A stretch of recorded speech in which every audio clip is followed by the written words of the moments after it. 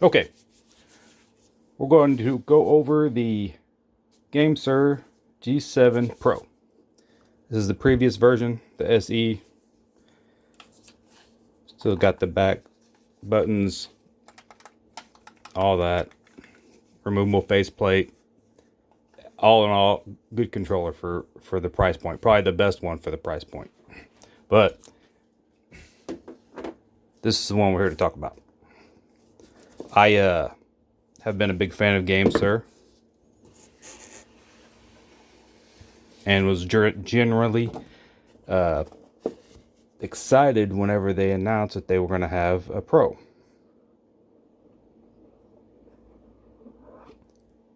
But as you can see, as you can read by the box, it's still not a wireless Xbox controller. Now, there are people that have said that you can buy the Brooks adapter or whatever it may be. That's not me. I don't know. I can't confirm. But what I can do is open the rest of this.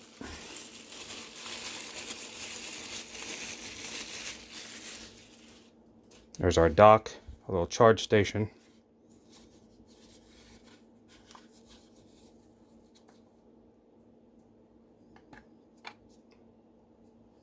Little dongle port there.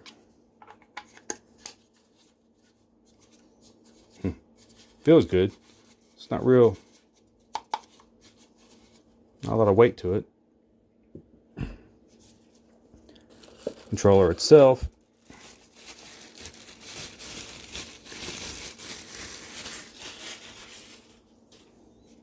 It's real nice.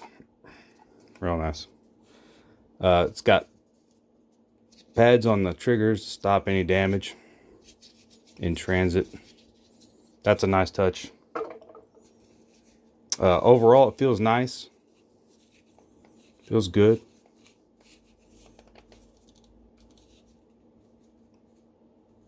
You've got the pretty clicky thumbsticks.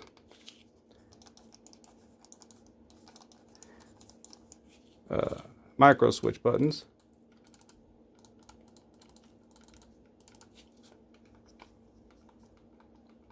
Just standard bumpers, which is kind of disappointing, but you do have the Hall effect triggers,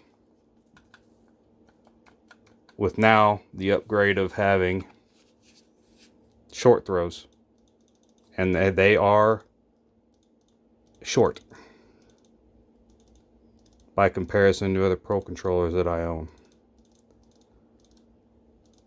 It is a little bit lighter than the Elite 2.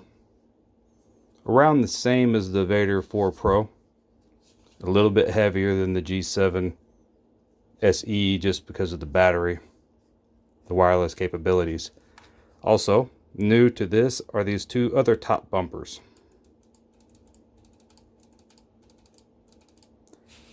I, personally, can't think of a situation where I would use those. If somebody else has any ideas or recommendations, leave them in the comments, please. Now this right here is just the cable holder. Comes off. So you ever break one off, you can still use it. Pull it out easier. There for protection.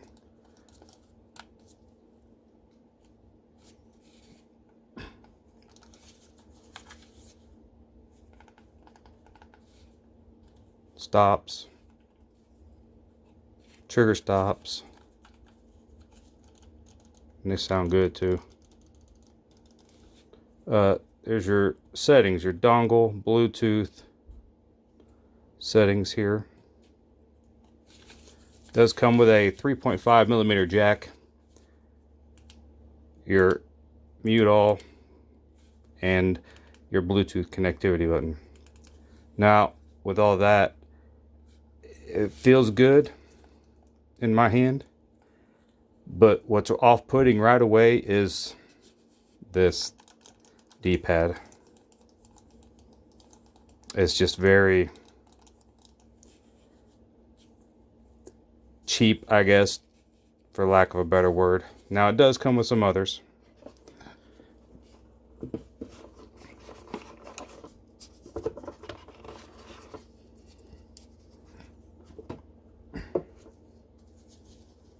It comes with this cylindrical Omni cross and then your standard D-pad, which you can go ahead and put on. Also, all these faceplates for Gamesir will all mix match. So if you have 10 of them, you got 10 different colors, you have them custom, you have them dipped, whatever it may be, you can still put them on this controller. I do like, you can also remove the grips. Maybe. Yeah, there you go. And you get to see inside real well.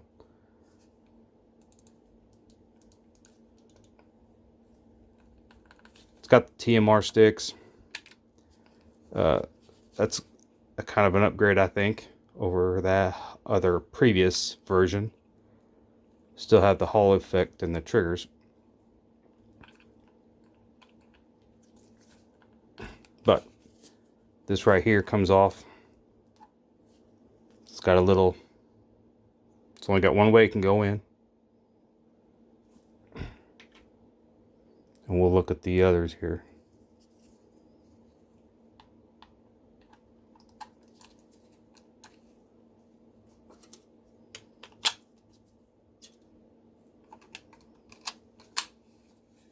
Yeah, not a big fan of that. Plus, it's just like a very cheap plastic. Kind of like if they were to 3D print it using a very, very weak filament. And then comes out. And here we have our traditional D-pad. I say traditional, but it is for some, not some for others. But with that being said, you can see it still protrudes. You hear the clicky clicky, but you can kind of see down inside the controller, which I'm not very sure how much dust could get down inside there. But that's just me. Dust is what ruins 99% of controllers when they start getting drift. It's just dust and breakdown. So I don't know how well that would be.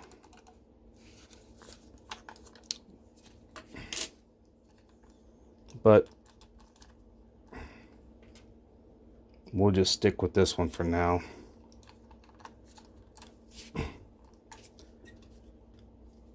Hopefully, it's a little better than the Elite, even though it's cheaper. The Elite omnidirectional pad kind of lets you pull over and down too much or up and over. It's kind of hard to really tone it in unless you change it out, which you can do. But with the software, there's 4 profiles, and I will download and we'll go through the software here in a little bit. Nice looking controller. The only thing that could make it better, and they may have a version on the way, I am not sure, is that if they made the sticks have some tension, similar to the Vader 4. It's got the outside tension ring.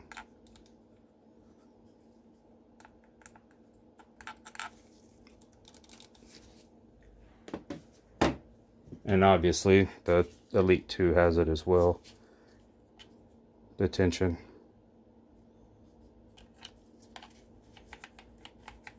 That's what I mean by the Omni. It's kind of hard to pin down sometimes.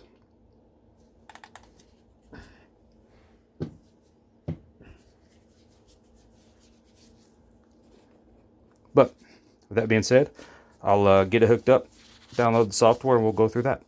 You are playing a racing game or a type of, let's see if I can do this real quick. We'll turn all the vibrations back up.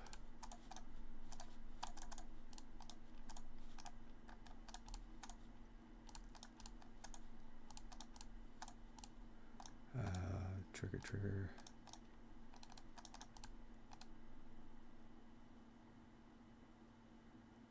Yeah, there it is. Okay. When enabled, the trigger will vibrate with the grip vibration. This mode will overwrite the game and trigger vibration effect. Okay, now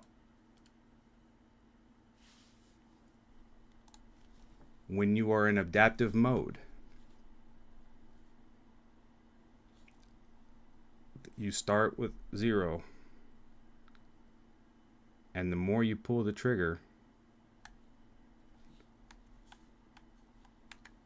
the harder the vibration gets. In turn, the less you use it, the softer it is. But that's not anything that I would use. But that is nice to have that type of haptic feedback, where if you were playing an F1 game or any other racing game or whatever it may be, to have that type of input, whether you're full go, full vibration, you're letting off, if you're feathering triggers, you're feathering brake, gas, all that. That's kind of a cool thing to have. Like I said, I don't know if that's new to most controllers, but to me, this first controller I had that has that feature. Okay, gives you little face buttons. You go around, you reset whatever you need to reset. That's standard with all the Pro controllers. Sticks, just went over this earlier. Want to go crazy with it here. Make sure they all come back. Nothing ordinary out of the box. Everything came back dead zero. We're good. So the dead zones, I won't change that. I won't change that. I usually don't change curves. Raw. I usually just keep it on circle as well. Now, advanced mapping, you can change the amount just of certain sticks, whether or not you want them to invert or not.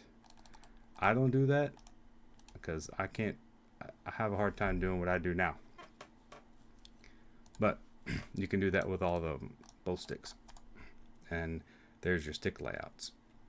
Your button layouts are over here. This little deal here lets you turn your dock light on and off, or change the brightness of the dock light. I had it on previously to start in this video, and it's nothing unbearably bright that is going to affect anything.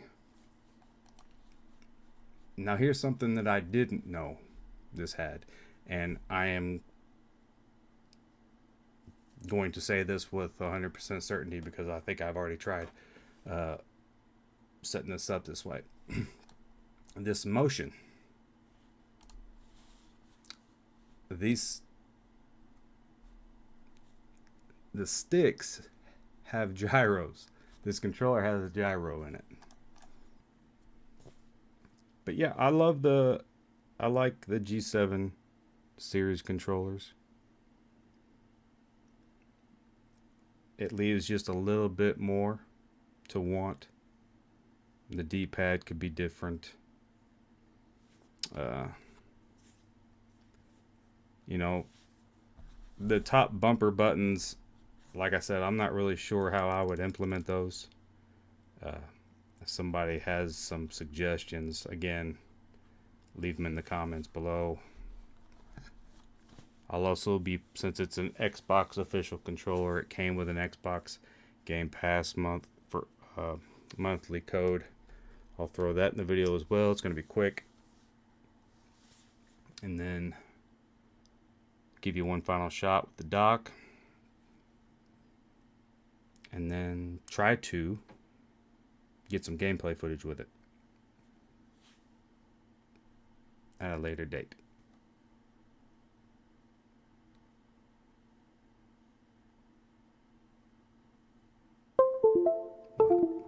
But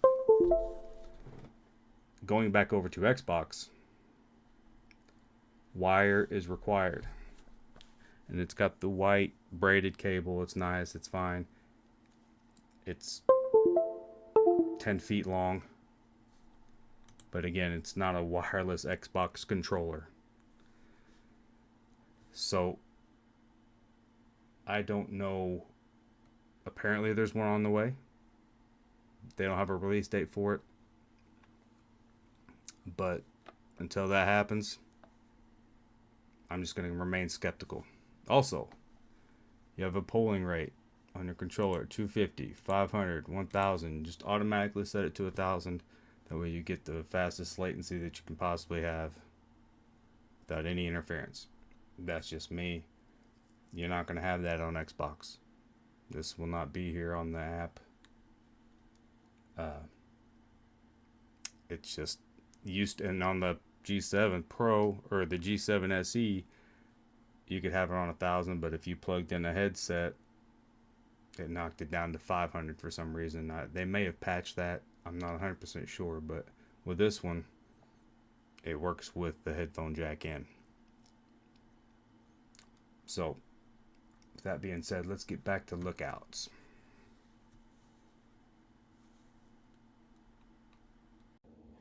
Okay, here we are, back on dock view here.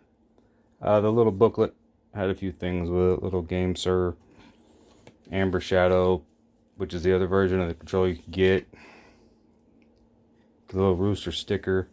On the dock, it looks nice. It's clean. I don't know if you'll be able to tell, but I'll move it and you can tell the light is not overbearing. And I don't foresee it being an issue where you would have to be turning it down or up or anything in between. But we do always have the option to turn it off. There was the code for a month of Xbox. Hopefully, they will do I know it takes them a long time to process it, but the pros, great. TMR sticks, Hall effect triggers, micro switches on the faceplates. It's actually wireless for PC. Charging base, it's nice. Cons, bumpers are lackluster. D-pad, definitely below expectation for the rest of the controller. It's still wired on Xbox until there's a workaround for that, or they actually release a wireless version. As far as the connectivity, I had no issues. Everything else was fine. I do like that you could take the faceplate and the sides off to replace them. Whether that may be another product share, I don't know. But this is my personal favorite controller right now. Out of the Vader 4, the Elite, I've got a host of others. But so far the Gamesirs have been more than enough for what I like to do. And for the price point of whatever this was, I'll say this. I bought this with my own money. I buy them all with my own money. I would buy this 10 out of 10 times before I bought another Elite controller. Or a Scuff, for that matter. The Fly Digis, they're coming up. They're doing pretty good stuff. Until they get a few tweaks right, I will still prefer the Gamesir. And this is the Gamesir G7